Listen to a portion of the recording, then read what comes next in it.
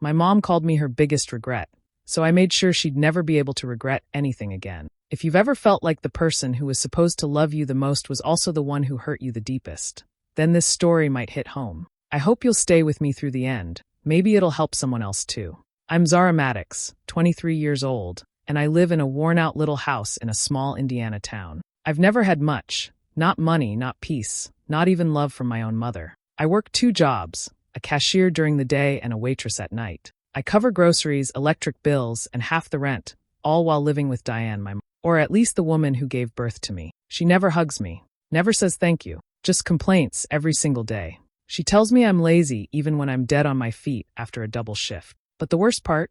She never lets me forget that she wished I had never been born. She always talks about my older sister Emily, who left years ago. Emily had potential, she says. Emily made me proud. I grew up in her shadow, even after Emily disappeared without a word. And when I'd ask what happened between them, my mom would just shrug and say, she realized she didn't owe me anything. Unlike you.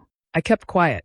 I swallowed the hurt. I told myself I was strong enough to deal with it. Until one night, during a family dinner, with uncles, cousins, and neighbors at the table, my mom had one too many drinks. She laughed too loud, slurred her words, and then she looked right at me and said, Zara was the worst mistake I ever made. The table went silent. I sat there frozen, like my body was still, but something inside me had cracked open and wouldn't close again. Everyone looked down. No one defended me. No one told her to stop. And I didn't yell. I didn't cry. I just picked up the dishes, took them to the sink, and started washing them like nothing happened. But that night, I didn't sleep. I stared at the ceiling and remembered every little insult, every slammed door, every time I asked her if she loved me and she rolled her eyes, and something shifted inside me. I wasn't going to fight her. I was going to end her, quietly, bit by bit, just like she did to me. A week after that awful dinner, I was still numb. I walked around like a ghost, doing chores, going to work, avoiding eye contact. Diane acted like nothing happened. She even asked me if I could pick up her dry cleaning, like she hadn't destroyed me in front of 10 people. I said nothing, just nodded. But inside, I was different now. I started noticing things. How she always locked her bedroom door when she left. How she kept a spare key hidden under a loose floorboard. One afternoon when she went out to meet a friend, I used that key. I didn't know what I was looking for. I just knew I needed something, anything, to make sense of the years I had lost. That's when I found the chest. It was pushed to the back of her closet under some old blanket. Heavy. Locked. I didn't hesitate. I grabbed a hammer and popped it open. Inside were letters, dozens of them, and court papers. I sat on her bed, shaking, reading through page after page. They were from my dad. He hadn't abandoned me. He had tried for years to see me. He had written letters, sent birthday cards, even mailed checks. All of it returned. All of it marked refused or moved. There were legal forms showing custody attempts, visits scheduled, and then canceled by my mom. She had forged his signature on one document, claiming he gave up parental rights. But he hadn't. She blocked every chance he had. She lied to me my whole life. And the money, there was a note from a trust fund he set up. It was supposed to go toward my education. She took it. Every penny. Used it for credit cards, vacations, clothes. She stole my future and told me I was just unlucky. I felt sick. I had wasted years hating a man I didn't even know because she needed a villain. She burned every bridge behind her and made me walk through the ashes. I sat there for a long time, just holding the papers in my lap. I didn't cry. I was past crying. I was clear. For the first time in my life, I saw her not as my mother, but as the woman who ruined everything and smiled while doing it. I packed the documents in a box and hid them under my bed. She had taken everything from me. Now I was going to take everything from her, piece by piece. Lie by lie. I wasn't going to scream. I wasn't going to break things. I was going to let her destroy herself, and I'd just be the one who moved the pieces into place. I didn't know where to begin. I had all these papers, all this proof of what Diane had done, but I couldn't just go around waving them at people. No one would believe me right away. My mom had spent years building this image of herself as a hardworking, unlucky single mother. Sweet to strangers, polite to co-workers, always with a story about how her kids didn't appreciate her. Everyone felt sorry for her, but someone had seen through it. A quiet old man who lived 2 houses down. Mr. Holloway. He used to be my neighbor when I was little. After his wife passed away, he kept to himself. I remembered how he used to give me candy on Halloween and wave from his porch. He was always kind, and he always watched. Not in a creepy way, just aware. One day, I saw him out watering his plants and stopped. I don't know what made me do it, but I said, "Did you ever think my mom was not what she pretended to be?" He looked up slowly, set down the hose, and said, "You finally see it, huh?" That one sentence nearly made me cry. It was the first time someone believed what I felt. We sat on his porch for an hour. I told him bits and pieces, careful not to give too much away. He just nodded, occasionally adding something like, "I used to hear her yelling through the walls," or "She never looked you in the eye, even when you were a kid." Then he gave me the best advice I've ever heard. "People like that don't change," he said, "but they do self-destruct. All you have to do is step out of the way, and maybe nudge a few things loose." That's when I knew how I'd start. I didn't need to scream the truth. I needed to whisper it, just enough to make people start wondering. So I began small. I casually mentioned at the local diner, loud enough for one of her co-workers to overhear, that Diane had a history of lying about her taxes. A week later, I accidentally left some fake medical bills with her name on them at the pharmacy, suggesting she was trying to scam insurance. Then I started leaving things around the house for her friends to see, printouts of emails, letters marked unpaid, photos of me and Emily as kids with things scribbled on the back like, "Do not show Diane." Her friends started pulling away. Coworkers got quiet. People at church began whispering. And every time she asked me if I was the one spreading rumors, I just looked surprised and said, "Why would I do that?" I didn't yell. I didn't fight. I just watched her world start to crack. I hadn't spoken to Emily in almost 7 years. When she left, it was sudden. No goodbye, no calls, no explanations. Just gone. At the time, I thought she hated me. Diane said Emily was selfish, ungrateful, that she ran off like a coward. I believed her, or at least I tried to. But deep down, I always wondered what really happened. Now I knew. Diane had lied to Emily too. Manipulated her. Turned us against each other. Just like she did with everyone. So I took a deep breath, made copies of the court papers, letters from Dad, and a note explaining everything I'd found. No emotion, just the truth. Then I mailed the package to the last address I had for Emily. I didn't expect her to reply. But she did. 3 days later, I got a text from an unknown number. "Is this real?" I wrote back, "Yes. Come see for yourself." She showed up the next week. When I opened the door and saw her standing there, older, tired, holding that brown envelope in her hand, I almost didn't recognize her. But her eyes were still the same. She looked at me like she was seeing a ghost. We didn't hug. Not right away. We sat in silence for a while. Then Emily finally said, "She told me Dad didn't want us. That he left because of me." I believed her. I hated him. I hated myself. I nodded. "Same." She looked around the house. "Still smells like cheap perfume and burnt toast." We laughed, a short, broken sound. It felt weird, but it helped. Then we got serious. She asked about the letters. I showed her everything. She cried reading some of them, and then got angry. "I should have taken you with me when I left," she whispered. "But I was scared." She twisted everything. "She told me you hated me, that you didn't want me around." "I thought you left because you didn't care," I said. Emily shook her head. "No, I just didn't know how to fight her." I looked her straight in the eyes. "Do you know how now?" She nodded slowly. "Yeah, I do." And just like that, we became a team. 2 daughters, lied to, pushed aside, and blamed for everything, finally turning around and aiming all that pain back at the woman who caused it. We made a plan that night, to bring her lies into the light, to tear down the story she told the world, and to make sure no one, not her friends, her co-workers, or her sweet church buddies, ever saw her the same again. Diane had tried to break us apart, but now we were back, and we were done playing nice. Once Emily and I decided to work together, everything started moving faster. It was like we'd both been walking around with our eyes closed for years, and now that they were open, we couldn't stop seeing the truth. Every lie Diane had ever told, every fake smile, every cruel comment disguised as a joke. It all made sense now. We started with her money. Emily remembered something from when she still lived at home, how Diane used to brag about tricking the system. She'd tell people at church how hard it was raising 2 daughters alone, even though Emily hadn't been around in years. That got us thinking. I did some digging.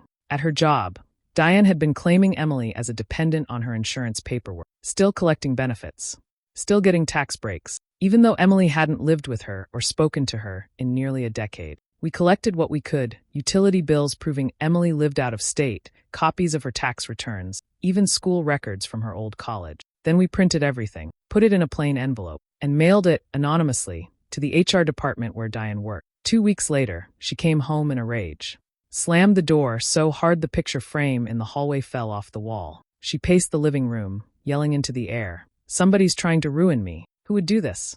Who's jealous enough to try and destroy me?" I sat quietly in the kitchen, eating cereal. Emily was upstairs, texting me. She got the call. Diane got suspended pending review. A few days later, she was fired. Her benefits were revoked. Her co-workers stopped talking to her. She started calling people fake friends and ranting about betrayal. She drank more. Started staying up all night, talking to herself in the living room, then yelling, then throwing things. Once, she kicked over a chair because the remote wasn't where she left it. Another time, she screamed at me for breathing too loud. That's when I started recording her. It wasn't hard. She never noticed my phone on the counter. I caught hours of footage, her slurring, screaming, cursing Emily's name, blaming me for her job, her life, everything. One night, Emily and I sat on the floor in my room. I played a short clip, Diane shouting, "I should have gotten rid of you both when I had the chance." Emily didn't flinch. She just stared at the screen. Then she looked at me and said, calm and steady, "Let's take the next step."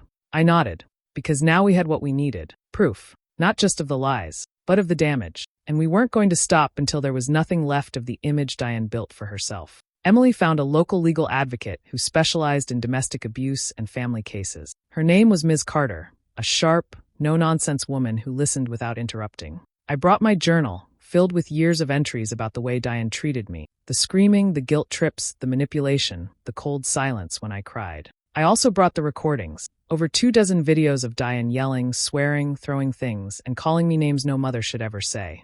Ms. Carter took one look at the evidence and said, "This is more than enough to build a case." Even though I was already 23, she explained I could still file for a type of legal emancipation, not to become free like a minor would, but to establish a formal record of emotional abuse. It would separate me from Diane in legal matters, prevent her from accessing anything tied to my name, and most importantly, it would make a statement. I agreed. Emily helped me with the paperwork. We filed everything quietly. 2 weeks later, Diane got the letter in the mail. I'll never forget the moment she read it. She stood in the kitchen, her hand shaking as she opened the envelope. At first, she looked confused. Then her face twisted into a mix of rage and panic. "What the hell is this?" she yelled, waving the papers in the air. "You're trying to make me look like some kind of monster?" I didn't answer. I just took out my phone and started recording. That's when she changed tactic. The next morning, she baked cookies. Real, homemade ones. Not the frozen kind she used to toss at me when I was little. She smiled and said, "Let's have a girls' day. Just us. Like old times." I nearly laughed. She started leaving little notes on my door. "Proud of you." She told neighbors we were doing better now. She tried to hug me once. I stepped back. Everything was fake, but I let her play the part. I kept the camera rolling. Every awkward compliment, every strained smile, every forced "I love you." It was all recorded, because I wanted proof of both sides, not just the rage, but the manipulation. The performance.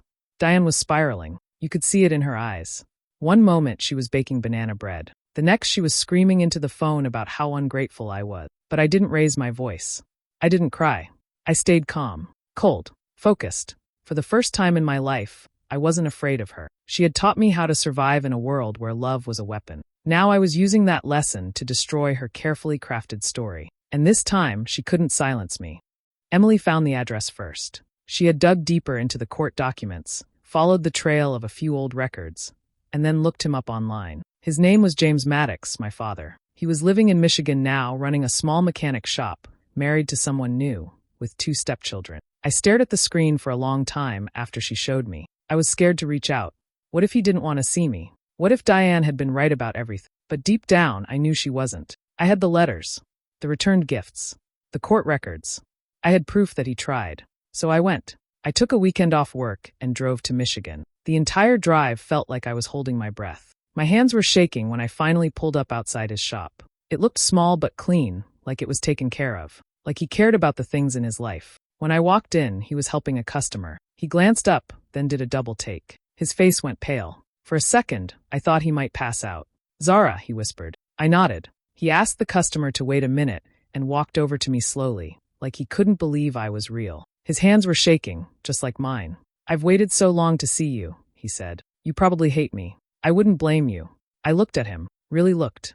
He had lines around his eyes and oil stains on his shirt, but his voice was soft, nervous, hopeful. "I don't know how I feel," I admitted. He led me into the back office and closed the door. Then he cried. He told me everything, that he fought for custody, that Diane blocked his letters, that when he stopped hearing from me, he thought I had made a choice, that I didn't want him in my life. It broke him, he said. For years, he kept a box of things he wanted to give me one day. Photos. Cards. A little bracelet with my name on it. I didn't cry. Not right away. I was still numb. But I listened. Every word. We talked for hours. He showed me pictures of his wife and her kids. Told me I had a half-sister named Maddie who loved art like I did. He looked so proud just talking about them. and something about that hurt. Not because I was jealous, but because that could have been me too. If Diane hadn't stolen it. That night, I sat in a cheap motel room staring at the ceiling. My father had wanted me, searched for me, loved me, and she took that from me. She made me feel like no one ever would. Now I wanted her to feel exactly what she made me feel. Alone, unwanted, empty. The thing about lies is, they always catch up. And Diane had told a lot of them. After I came back from Michigan, something inside me had shifted. Meeting my dad made everything real. The love I could have had. The life she stole. And now, I wanted her to lose what she always valued more than people. Control. Emily and I went through everything. Bank statements, old mail, papers Diane had carelessly tossed into drawers over the years. It turned out, she was behind on nearly everything. Unpaid utility bills, skipped mortgage payments, late credit cards. She'd been juggling debt like a magician, moving money around, using one lie to cover another. But the biggest one? The inheritance scheme. Years ago, she bragged at a barbecue about getting a small fortune from a distant relative, said it helped her stay afloat. But Emily remembered something strange. Diane claimed she got it in cash, so she didn't need to report it. We both knew that sounded fake. We dug deeper and realized Diane had submitted forged documents to the bank years ago to justify refinancing the house, based on that fake inheritance. That's bank fraud. And we had the paperwork to prove it. So we sent an anonymous tip to the mortgage company. 2 weeks later, the suits showed up. Diane stood frozen at the door, confused as they asked about the inheritance. Her voice got shaky. I don't know what you're talking about.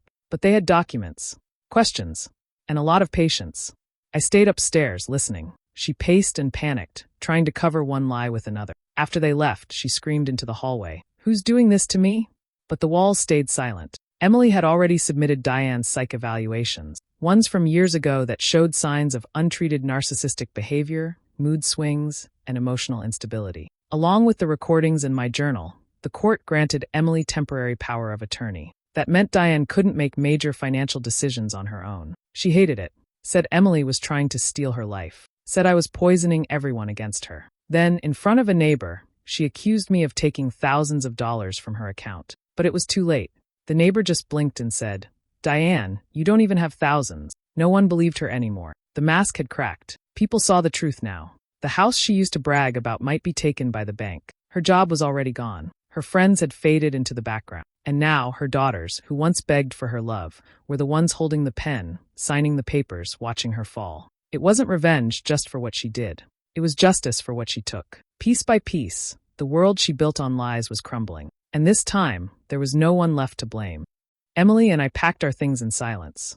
No yelling, no dramatic scenes, just the quiet sound of drawers opening, suitcases zipping, and years of pain being folded and put away. We left the house exactly 1 month before the bank seized it. There was no warning to Diane, no explanation. We just left. She came home that night to find our rooms empty. At first, she called over and over, voicemails, texts, even emails. The messages went from confused to angry to desperate, then back to bitter. You ungrateful little monsters, she said in one. You think you're so smart? You'll come crawling back. We didn't. The house was officially repossessed 3 weeks later. Diane tried to fight it, but with no job, no credit, and no one left to lie to, she was out of moves. She bounced between staying with distant acquaintances, begging for couches to crash on, and finally ending up at a women's shelter in town. The same town where everyone now knew her name for the wrong reasons. Word had spread. The lies were out. Her reputation was ruined. One cold afternoon, I got a call from the shelter. They said Diane asked to see me. I didn't want to go. But Emily looked at me and said, maybe it's time to end it. On your terms. So I went. She was sitting in the lobby, thinner than I remembered, wearing an oversized coat that wasn't hers. Her hair was messy, her nails chipped, but her eyes, those were the same. Sharp, cold, calculating. She looked up at me and gave a small, bitter smile. Well, look at you, she said. New clothes. Standing tall. You think this makes you better than me? I sat down across from her, calm as ever. No, I said. But it proves you were never better than me. She flinched like I'd slapped her. Then she lunged forward, hands out like she wanted to grab me, shake me, maybe hit me. But a staff member was already behind her, pulling her back gently but firmly. Don't come here again, she spat. I stood up, brushed off my coat, and looked at her one last time. I wasn't planning to. Outside, Emily was waiting in the car. When I got in, she didn't ask what happened. She just looked at me and said, Ready? I nodded. We pulled out of the parking lot and didn't look back. It was over. Not the pain, that would take time. But the hold Diane had over me? That was gone. She wanted power, control, worship. All she had now was silence. And I finally had peace. I moved to Michigan quietly. No big announcement. No goodbye party. Just packed up my things, hugged Emily one last time, and drove north toward a life that finally felt like mine. My dad helped me get settled into a small apartment not far from his home. It wasn't fancy, just one bedroom, thin walls, and a squeaky kitchen faucet, but it was mine. Every inch of it. No one slammed doors. No one raised their voice. No one made me feel like a burden. I found a part-time job at a bookstore near campus.